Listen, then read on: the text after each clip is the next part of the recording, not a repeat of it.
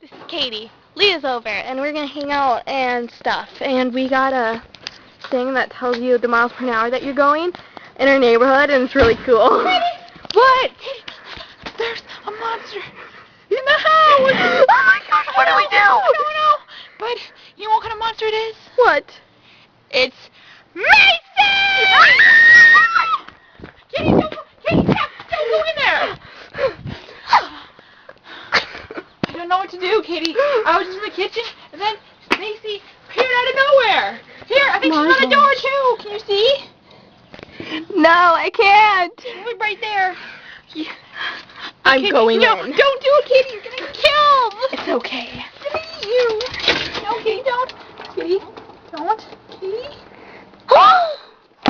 She's right there. I didn't see her.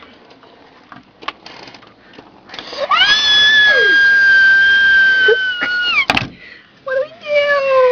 I hate that. I remember seeing something on the internet that says if we have one, we'd lock it in a cage.